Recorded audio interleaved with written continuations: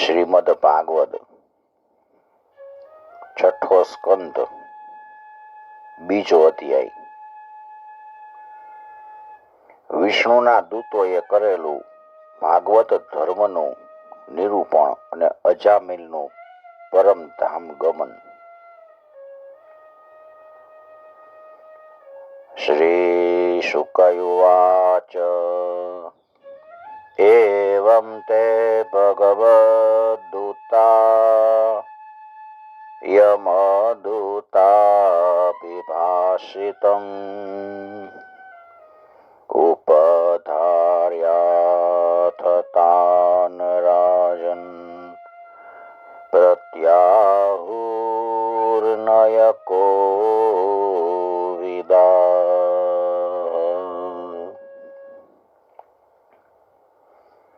વિષ્ણુના પાર્ષદોએ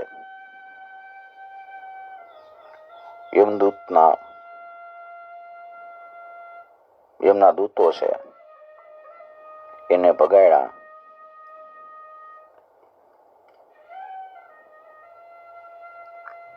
કહે છે કે તમે જાઓ અહીંથી. વિષ્ણુના પાર્ષદો કહે છે. વિષ્ણુ દૂતા ઊંચુ અહો કષ્ટમ ધર્મ દશામ ધર્મ સ્પૃશતે સભામ યત્રાદંડયેષ્વ પાપેષુ દંડો યૈર્ધ્રિયતે વૃથા.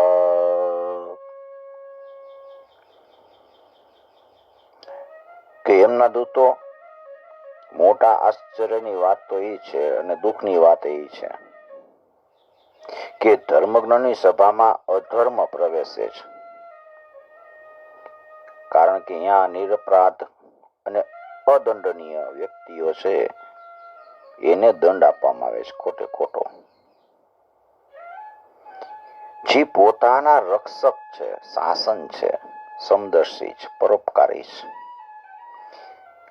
એ જ જો પ્રજા પ્રત્યે આવી રીતે વિષમતાનો વ્યવહાર કરવા લાગે, દંડ ન કરવાનો દંડ કરે, તો પછી પ્રજા કોની પાસે જાય, કોનું શરણ લે?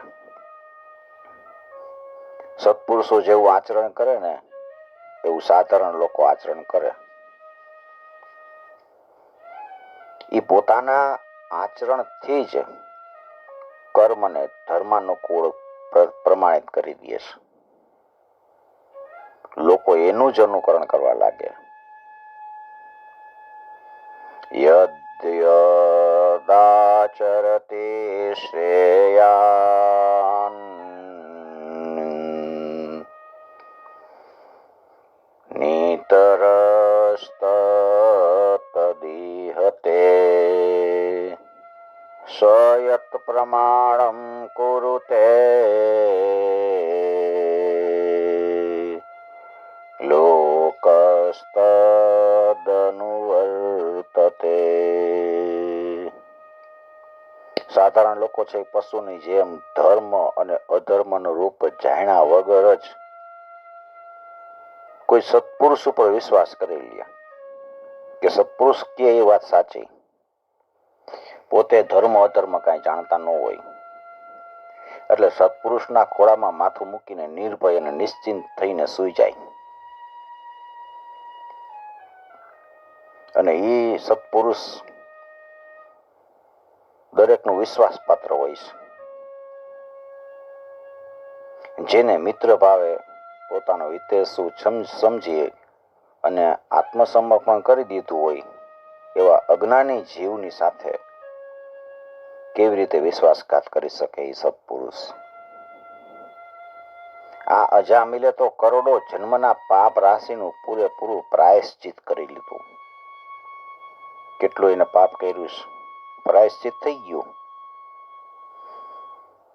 એને વિવશ થઈ નહીં, ભગવાનનું નામ તો બોલી ગયા, ઉચ્ચારણ કરી લીધું. નારાયણ નારાયણ નારાયણ નારાયણ એમ 4 વાર બોલ્યા છે. અને આટલાથી તો પાપીના સમસ્ત પાપ, ઘોરમાં ઘોર પાપ હોય ને એનું પ્રાયશ્ચિત થઈ જાય. ચોર, દારૂડિયો, મિત્રદ્રોહી, અભ્રમ હત્યારો, ગુરુ પત્નીનું ગમન કરનારો, આવા લોકોના સંસર્ગમાં રહેનારો, સ્ત્રી, રાજા, પિતા કે ગાયની હત્યા કરનારો ગમે એટલો મહાન પાપી કેમ ન હોય, એ બધાને માટે એટલું જ મોટું પ્રાયશ્ચિત છે કે ભગવાનના નામનું ઉચ્ચારણ કરવામાં આવે. બસ મોટેથી ઉચ્ચારણ કરવું પડે, કારણ કે ભગવાનના નામના ઉચ્ચારણથી મનુષ્યની બુદ્ધિ છે એ ભગવાનના ગુણમાં અને એની લીલામાં અને એના સ્વરૂપમાં રમમાણ થઈ જાય, બુદ્ધિ એમાં લાગી જાય. દ્રૌપદીએ જોર જોરથી હે ગોવિંદ, હે ગોવિંદ એ પ્રમાણે કરુણ આક્રંદ કર્યું અને કૃષ્ણ કે મને પોકાર્યો. મારાથી તો દ્રૌપદી દૂર હતી છતાંય મને પોકાર્યો અને એનું ઋણ મારા પર વધી ગયું અને એનો ભાર મારા હૃદયમાંથી ક્ષણ માત્ર પર દૂર નહોતો થતો. યદ ગોવિંદે તે ચુક્રોશ કૃષ્ણમાં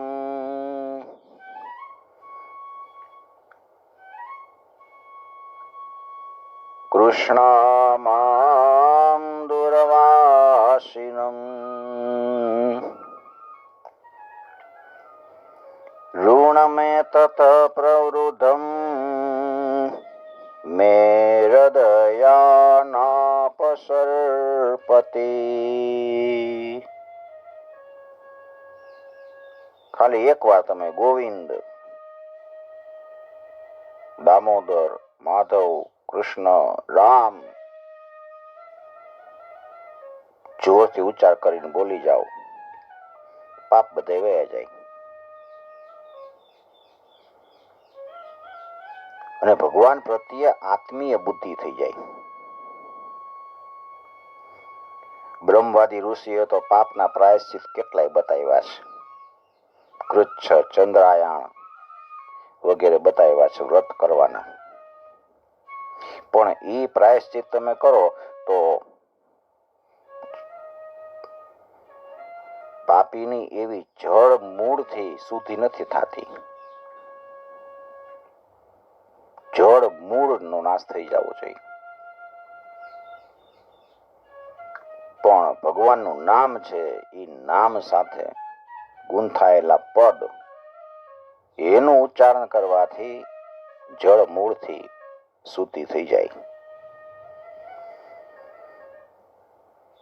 કારણ કે એ નામ છે ને પવિત્ર કીર્તિ, ભગવાનના ગુણનું જ્ઞાન કરાવનારા છે. નામ પદે કહેવાનો અભિપ્રાય એ છે કે ભગવાનનું નામ માત્ર રામ, કૃષ્ણ, હરિ, નારાયણ, નારાયણ એ અંતઃકરણની શુદ્ધિ માટે, પાપના નિવારણ માટે જ પૂરતા છે. પછી પાછળ એને નમો નમામી લગાવવાની જરૂર નથી.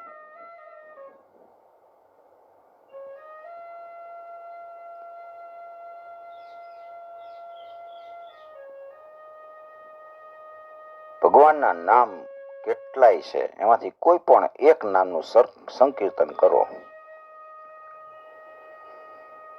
એક વ્યક્તિ બધાય નામનું ઉચ્ચારણ કરે એવો આશય નથી. ભગવાનના તો કેટલાય નામ છે, અનંત નામ છે. હરિ તારા છે હજાર નામ, કિયા નામ લખવી કંકોતરી. કેટલા નામ લેવા? ગમે તે નામ લ્યો, એક નામ. નામનું ઉચ્ચારણ બધાય નામનું ઉચ્ચારણ શક્ય નથી. એક નામનું ઉચ્ચારણ કરવા માત્રથી જ બધાય પાપનું નિવારણ થઈ જાય છે.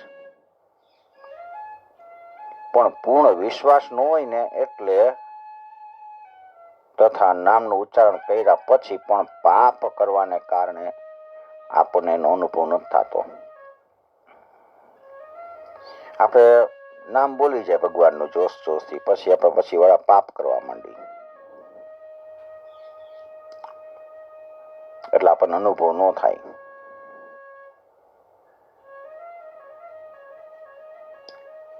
અને પાપના નિવારણ માટે તો એક નામનો અંશ જ પર્યાપ્ત છે.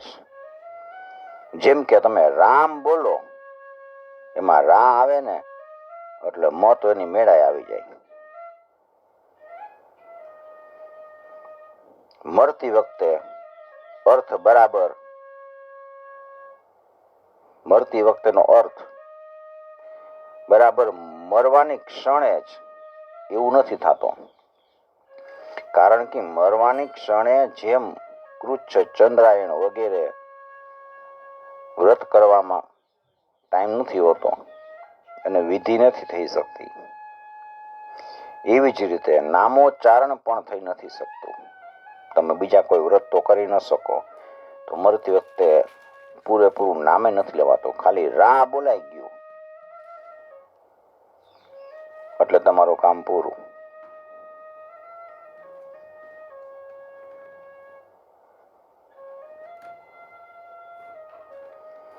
હરેર હરતે પાપાની દુષ્ટ ચિત્તેરપી સ્મૃતઃ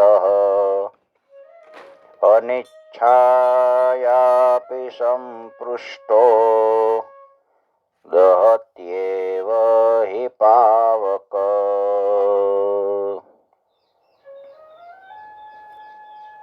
નામનો ઉચ્ચાર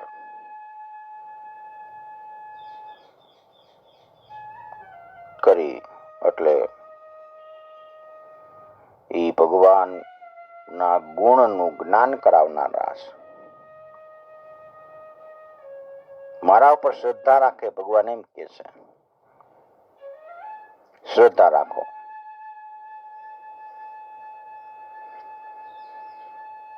દુષ્ટ ચિત્ત વાળો હોય મનુષ્ય, એ સ્મરણ કરે તોય ભગવાન શ્રી હરિ એના પાપને હરી લે છે.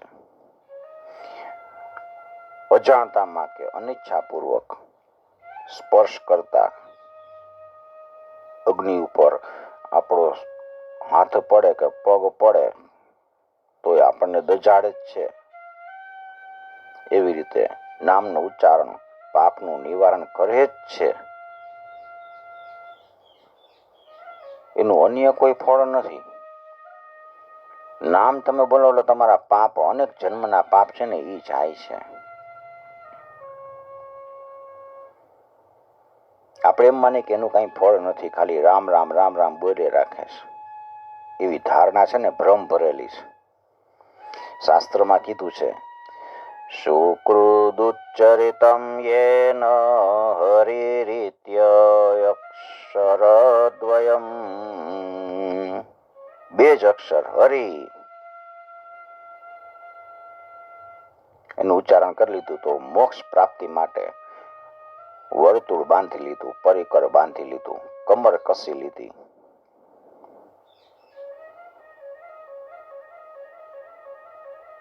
આ શાસ્ત્ર વચનથી સિદ્ધ છે. હરિના નામ મોક્ષ પ્રાપ્તિનું પણ સાધન છે. મોક્ષ પ્રાપ્તિ સાથોસાથ એ ધર્મ, અર્થ અને કામની પૂર્તિ કરવા માટેનું સાધન છે. કારણ કે એવા અનેક પ્રમાણ મળે છે જેનામાં ત્રિવર્ગ ધર્મ, અર્થ અને કામ સિદ્ધ કરવા સારું પણ નામને કારણ બતાવ્યું છે. નામ જ કારણ છે. જીભના ટેરવે ખાલી હરિ બે અક્ષર રહ્યા, એને ગંગા, ગયા, સેતુબંધ, કાશી, પુષ્કર ત્યાં જવાની આવશ્યકતા નથી.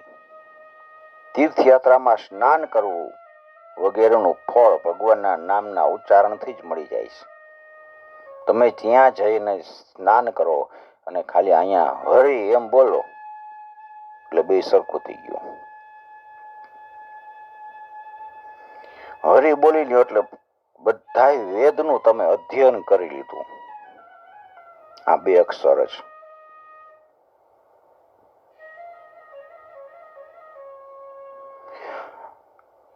હરિ બોલ હરિ બોલ હરિ હરિ બોલ મુકુંદ માધવ ગોવિંદ બોલ.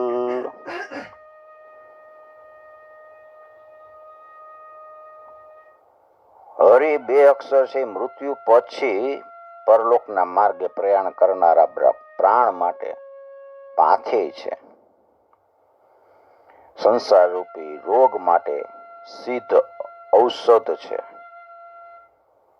જીવનના દુઃખને સંતાપને દૂર કરવા માટે પરિત્રાણ છે, રક્ષક છત્ર છે. ભગવાનનું નામ ધર્મ અર્થ અને કામ આ ત્રણેય વર્ગોને સિદ્ધ કરી આપે છે.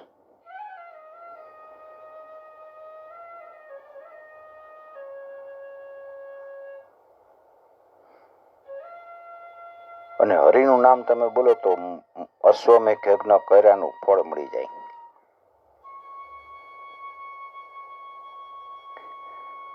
નામ સંકીર્તન કરવામાં વર્ણ આશ્રમ વગેરેનો કોઈ નિયમ નથી કે આ વર્ણને નામ લેવાય ને આ વર્ણને ન લેવાય. બ્રાહ્મણ હોય, ક્ષત્રિય હોય, વૈશ્ય હોય, શૂદ્ર, સ્ત્રી, અંત્યજ ગમે તે જ્યાં ને ત્યાં ભગવાન નામનું કીર્તન કરી શકે છે. ન દેશ કાલ નિયમ શૌચા શૌચ વિનિર્ણય. દેશકાળનો નિયમ નથી. શૌચ અશૌચ વગેરે નક્કી કરવાની આવશ્યકતા નથી. રામ રામ એમ સંકીર્તન કરવા માત્રથી જીવ મુક્ત થઈ જાય છે.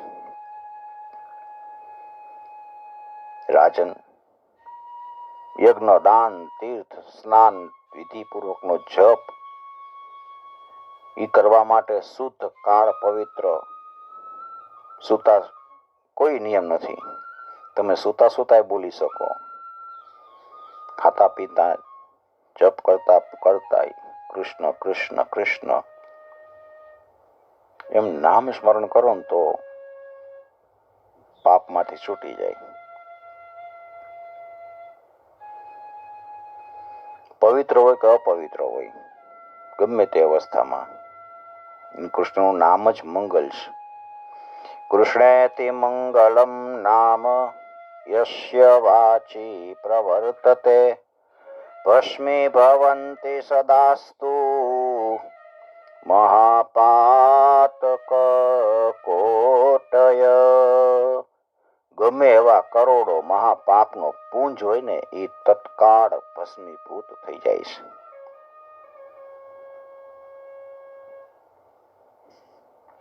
સઘળા યજ્ઞ, લાખો વ્રત, સઘળા તીર્થ સ્નાન, જપ તપ, અનેક ઉપવાસ, વેદ પાઠ, પૃથ્વીની સતત પ્રદક્ષિણા તમે કરો એ સર્વ ખાલી કૃષ્ણના નામના જપ ના 16મા ભાગની બરાબર આવી શકતા નથી.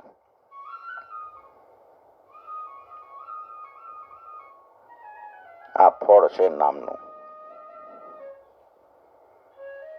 ભગવાન કહે છે કે આશ્ચર્ય, ભય, શોક, ક્ષતિ, આપણે ઘાયલ થાય વગેરે પ્રસંગે જો મારું નામ બોલે ને અથવા તો કોઈ હેતુથી મારા નામનું સ્મરણ કરે તો એને પરમ ગતિ મળી જાય છે.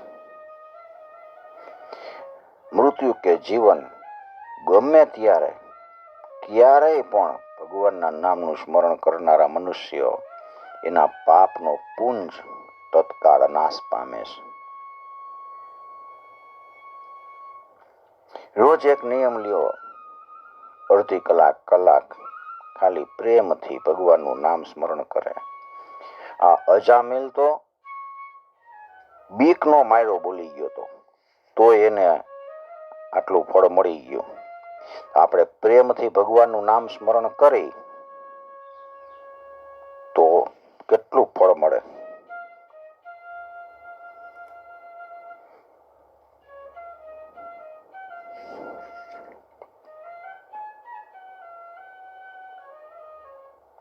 શંકર ભગવાન પાર્વતીજીને કહે છે કે હું સમસ્ત જગતનો સ્વામી હોવા છતાંય ભગવાન વિષ્ણુના નામનો જપ કરું છું.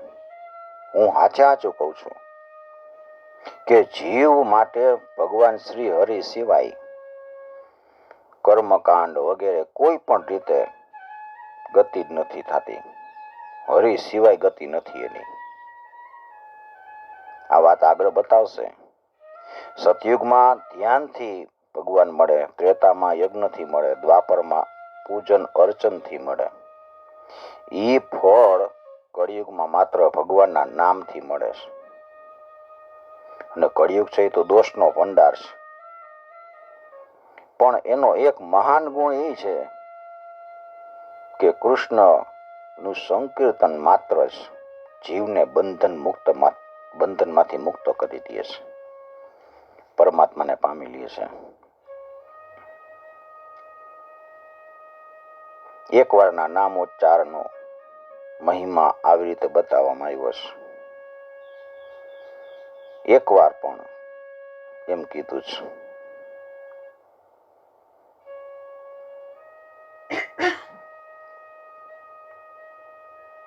પાપ થઈ ગયા પછી નામ બોલાઈ ગયું સાચી રીતે, પછી પાપ ન થવા જોઈએ.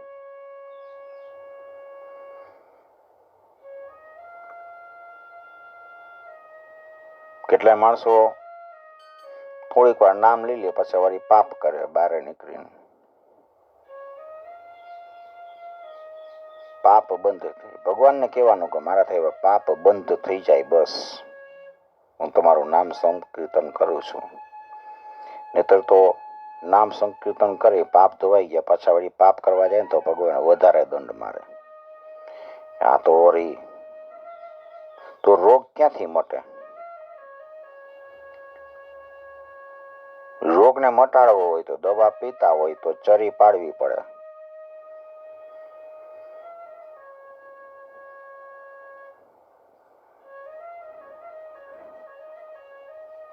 ઘણા એમ કે છે કે નામનો મહિમા છે ને વાસ્તવિક નથી, માત્ર અર્થવાદ છે. એના મનમાં એવી ધારણા થઈ જાય છે કે દારૂનું એક ટીપું માણસને પતિત બનવા માટે પર્યાપ્ત છે. એક ટીપું દારૂ પીએ એટલે પતિત થઈ જાય. ધીમે ધીમે પછી 2 ટીપા પીએ, પછી વધારે પીએ. પણ એને એવો વિશ્વાસ નથી કે ભગવાનનું નામ એ પણ એક પરમ કલ્યાણકારી છે. ભગવાનના નામનો મહિમા ને અર્થવાદ સમજવો એ પાપ છે, એમ શાસ્ત્રમાં બતાવવામાં આવ્યું છે. ભગવાનના નામને અર્થવાદ સમજાય નહીં. અજામિલ જેવા અજામિલને નામ સ્મરણથી વિષ્ણુના દૂતો આવી અને એને છોડાવે છે. પાછા મૂળ ભાગવતમાં આવી જાય. આ ભાગવતનો નીચેનો સમજૂતી બધી આપી હોય એ છે.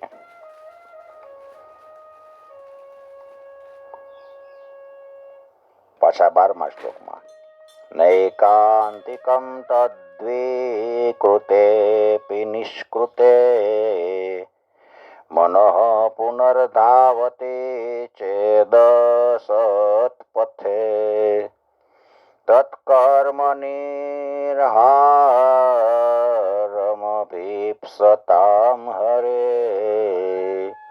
ગુણાનુવાદ કલુ સત્વભાવન.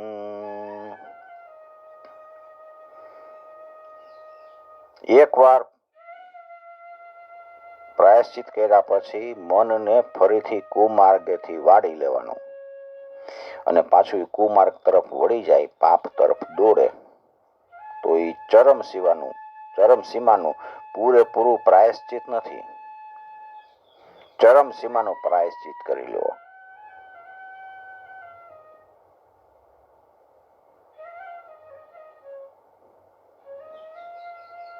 હે ગોવિંદ હે ગોપાલ, અબ તો જીવન હારે.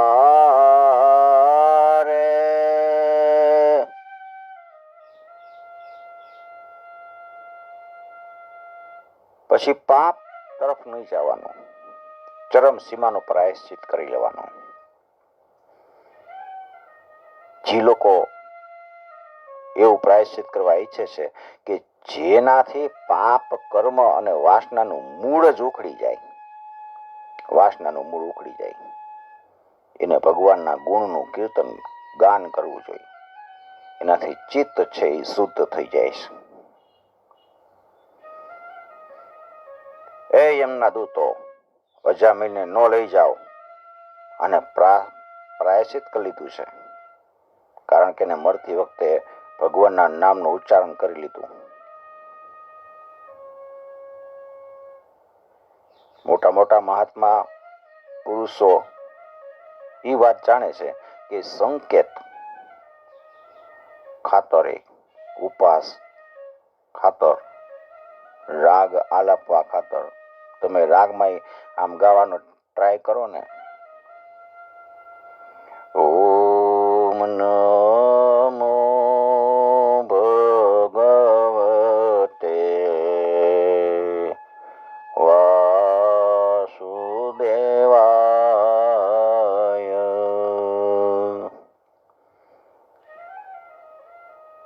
તો એનું ફળ મળે, તો એ બધા પાપ નષ્ટ થઈ જાય. પડતી વખતે, લપસતી વખતે, સાપ ડસે તો, આગમાં બળતી વખતે, ઘાયલ થતી વખતે, વિવસ્થાથી હરી હરી ભૂલી ગયા, તો પછી એને યમ યાતનાની બીક નથી રહેતી, યમ યાતનાને પાત્ર જ નથી રહેતો. મહર્ષિઓએ તો પાપના પ્રાયશ્ચિત નાના મોટા કેટલાય બતાવ્યા છે. એમાં શંકા નથી કે તપશ્ચર્યા કરો, દાન કરો, જપ કરો, પ્રાયશ્ચિતોથી પાપ નાશ પામે છે. એ બધા પ્રાયશ્ચિત કરો, પણ એ પાપથી મલિન થયેલું એનું હૃદય છે ને, એ હૃદય શુદ્ધ નથી થતું. હૃદય શુદ્ધ થાય ને પછી પાપ કરવાની ઈચ્છા ન થાય, પાપ જ ન થાય. પછી એકવાર હૃદય શુદ્ધ થઈ જવું જોઈએ.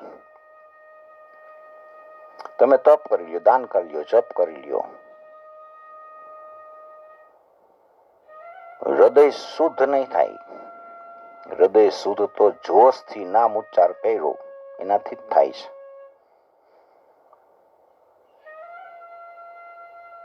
અને ભગવાનને કહેવાનું કે હવે મારે અંદર હૃદય છે ને એને ચોખ્ખું કરી નાખો. ભગવાનના ચરણોની સેવા કરવાથી હૃદય શુદ્ધ થઈ જાય. એમના દૂતોને કહે છે કે જેમ બળતણ સાથે જાણી અજાણી અગ્નિનો સ્પર્શ થઈ જાય તો જે તે ભસ્મ થઈ જાય, એવી રીતે જાણી સમજીને અજાણતા ભગવાનનું નામ સંકીર્તન કરી લ્યો તો મનુષ્યના બધા પાપ ભસ્મ થઈ જાય.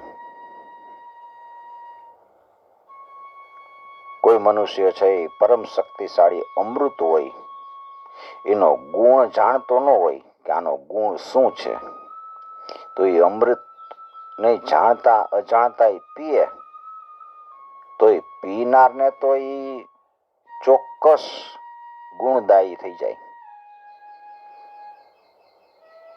એવી રીતે જાણતા જ કે અજાણતા જ નામ ઉચ્ચારણ કરી લ્યો તો ભગવાનનું નામ છે એનું ફળ આપ્યા વિના રહેતું જ નથી.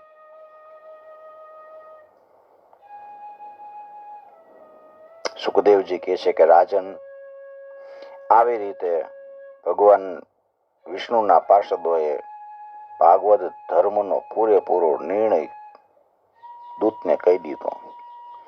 યમદૂતને 5 પાણીથી અજામિલને છોડાવ્યો, મૃત્યુના મુખમાંથી બચાવી લીધો. અને પછી બધા યમદૂતો યમરાજ પાસે ગયા છે. આ બધો મેં વૃત્તાંત કહી દીધો. અજામિલ છે યમદૂતના ફંદામાંથી છૂટ્યો, નિર્ભય થઈ ગયો, સ્વસ્થ થઈ ગયો. એને ભગવાનના પાર્ષદના દર્શન કર્યા અને એનાથી એને આનંદ થયો. મસ્તક નમાવીને પ્રણામ કરે છે.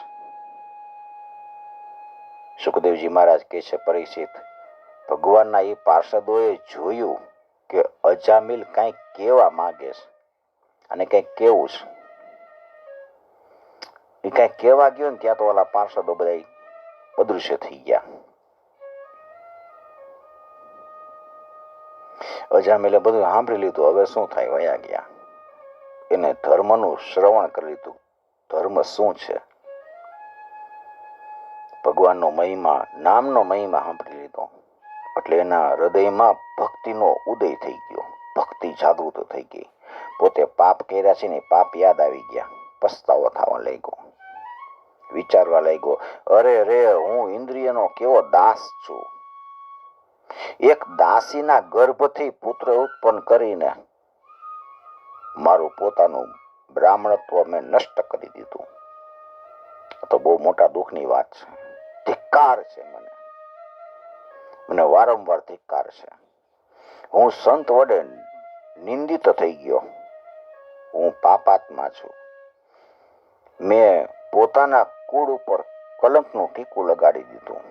અરે રે, હાય હાય, મેં પોતાની સતી તુલ્ય મારી પત્ની હતી, ભોળી બિચારી, એનો પરિત્યાગ કરી દીધો અને મદ્યપાન કરતી ઉલટાનો મેં સંસર્ગ કર્યો. હું કેટલો અધમ છું. મારા માતા પિતા ઘરડા અને તપસ્વી હતા. એ સર્વથા અસહાય હતા. હું એની સેવા ચાકરી કરવાનું ભૂલી ગયો અને કોઈ સેવા ચાકરી કરનારે કોઈ નહોતું, તો મેં એનો ત્યાગ કરી દીધો. હું કેટલો કૃતજ્ઞ છું. હવે હું અવશ્યપણે ભયાનક નરકમાં પડીશ. એ નરકમાં ધર્મ હત્યા કરનારા જે પાપી જીવ છે,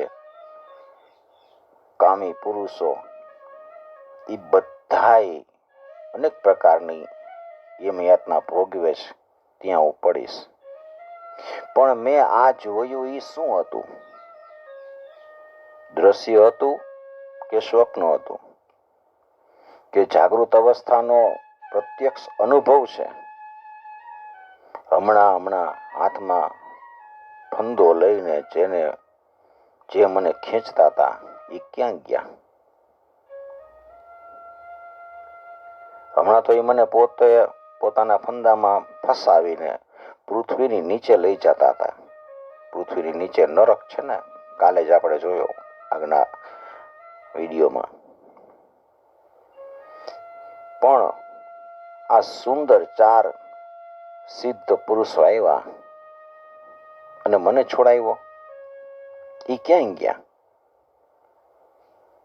જોકે હું આ જન્મનો તો મહાપાપી છું, પણ મેં પૂર્વ જન્મમાં ચોક્કસ શુભ કર્મ કર્યા છે અને એટલે જ મને આ શ્રેષ્ઠ દેવતાઓના દર્શન થઈ ગયા. એના સ્મરણથી મારું હૃદય અત્યારે ખૂબ આનંદથી ભરાઈ ગયું છે.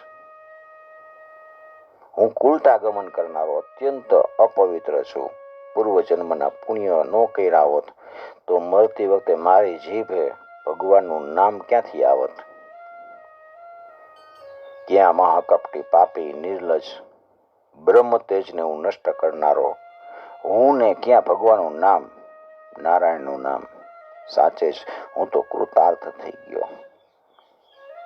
હવે હું છે ને પોતાના મન, ઇન્દ્રિય, પ્રાણ અને વશ કરીને એવો પ્રયત્ન કરીશ કે જેથી ફરીથી પોતાનું ઘોર અંધકારમય નરકમાં હું પતન ન કરી દઉં. અજ્ઞાનને લીધે મેં પોતાના શરીરને સમજીને એના માટે મોટી મોટી કામના કરી. મેં પોતાને શરીર સમજી લીધું કે હું તો શરીર છું. આપણે કામના કરી શરીરને આપણે પોતે માની લઈએ.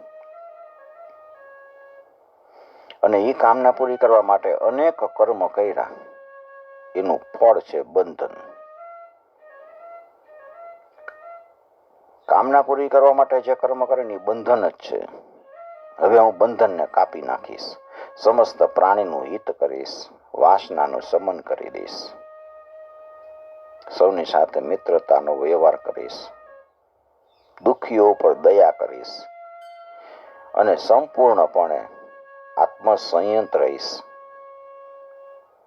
ભગવાનની માયા છે એ સ્ત્રીનું રૂપ ધારણ કરીને અધમ એવા મને ફંદામાં નાખ્યો. દાસી આવી હતી, એ માયા જ આવી હતી, ફંદામાં નાખી દીધો. અને મને ક્રીડા મૃગની જેમ બહુ નચાવ્યો. પણ હવે હું પોતાની જાતને એ માયામાંથી મુક્ત કરી દઈશ. મેં પરમાત્માને ઓળખી લીધા. હવે હું શરીરથી વગેરેથી હું અને મારાપણાનો ભાવ છે ને એ છોડી દઈશ. ભગવાનના નામ કીર્તન વગેરેથી મારા મનને શુદ્ધ કરીશ અને મારા મનને ભગવાનમાં પુરવી દઈશ. સુખદેવજી મહારાજ કહે છે કે પરીક્ષિત, ભગવાનના એ પાર્ષદ મહાત્માનો થોડોક સમય માટે સત્સંગ થયો ને, ત્યાં તો અજામિલના ચિત્તમાં સંસાર પ્રત્યે વૈરાગ્ય થઈ ગયો, તીવ્ર વૈરાગ થઈ ગયો. બધામાંથી મોહ ત્યજી, બધાનો સંબંધ ત્યજી હરદ્વાર વયા ગયા. ત્યાં જઈને મંદિરમાં આસન જમાવી અને બેસી ગયા. યોગ માર્ગના આશ્રયે વયા ગયા છે. બધી ઇન્દ્રિય અને વિષયોથી વાળી અને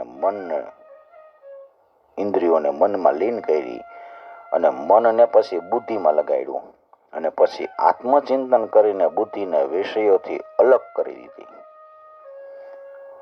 ભગવાનના ધામ અનુભવ સ્વરૂપ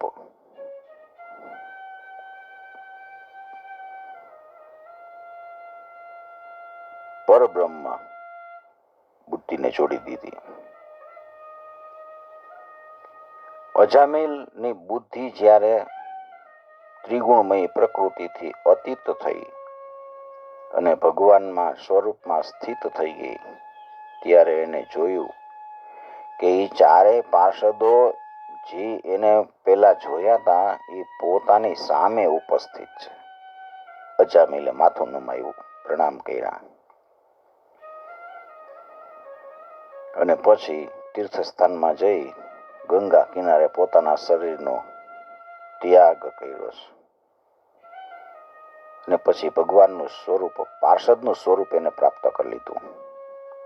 અને એ પાર્ષદોની સાથે વિમાનમાં, સુવર્ણના વિમાનમાં વૈકુંઠ ગયા છે. સુખદેવજી મહારાજ કહે છે કે પરીક્ષિત, અજામિલે દાસીનો સહવાસ કર્યો અને તમામ ધર્મ કર્મને નષ્ટ કરી દીધા અને પોતાના નિંદનીય કર્મને કારણે જ પતિત થઈ ગયા. નિયમચ્યુત થવાને કારણે એને નરકમાં નાખવામાં આવતા હતા, પણ ભગવાનના એક નામનું ઉચ્ચારણ કરવા માત્રથી એમાંથી તત્કાળ મુક્ત થઈ ગયા. જે લોકો આ સંસારના બંધનમાંથી મુક્ત થવા ઈચ્છતા હોય તેમને માટે પોતાના ચરણ સ્પર્શથી તીર્થોને પણ તીર્થ બનાવનારા નામ, ભગવાનનું નામ કરતાંય ઉત્તમ અન્ય કોઈ સાધન નથી. કારણ કે ભગવાનના નામનો આશ્રય લેવાથી મનુષ્યનું મન ફરીથી કર્મમાં પ્રવૃત્ત નથી થતું. ભગવાનના નામ સિવાય અન્ય કોઈ પણ પ્રાયશ્ચિતનો આશ્રય લેવાથી મન રજોગુણ અને તમોગુણમાં ગ્રસ્ત જ રહે છે અને એના પાપનો સંપૂર્ણપણે નાશ નથી થતો. નામ સિવાયના તમે બીજા કોઈ ઉપાય કરો તો રજોગુણ ને તમોગુણ તો તમારામાં રહે જ, પાપનો પૂર્ણ રીતે નાશ ન થાય. નાત પરમ કર્મ નિબંધ કૃંતનમ મુમુક્ષતામ તીર્થપદાનુકીર્તનાત ન યત પુનઃ કર્મસુ સજ્જતે મનો રજસ્તમોભ્યામ કલિલમ તતોન્યથા. પરીક્ષિત, આ ઇતિહાસ છે ને અત્યંત ગોપનીય છે, પાપનો નાશ કરનારો છે. મનુષ્ય શ્રદ્ધાથી આનું શ્રવણ કરે, કીર્તન કરે તો એ ક્યારેય નરકમાં નથી જતો. એમના દૂતો એની સામે ઊંચી આંખ કરીને જોઈ નથી શકતા. મનુષ્યનું જીવન ભલે ને પાપમય કેમ ન હોય, નામનું સ્મરણ કરેલી તો એની વૈકુંઠમાં પૂજા થાય છે. અજામિલ જેવા પાપીએ મૃત્યુ વેળાએ પુત્ર નિમિત્તે ભગવાનના નામનું ઉચ્ચારણ કર્યું તો એને વૈકુંઠની પ્રાપ્તિ થઈ ગઈ. તો પછી જે લોકો શ્રદ્ધાપૂર્વક ભગવાનના નામનું નિરંતર ઉચ્ચારણ કરે એના માટે શું કહેવું? મ્રિયમાણો હરેર નામ ગૃણન પુત્રોપચારિતમ અજામિલોપ્યગાત્વા કિમ પુનઃ શ્રદ્ધયા ગુણન. इति श्रीमद्भागवते महापुराणे पारमहंस्यां संहितायां षष्ठस्कन्धे अजामिलोपाख्याने द्वितीयोऽध्याय कृष्णार्पणं समर्पयामि. ओम नमो भगवते वासुदेवाय.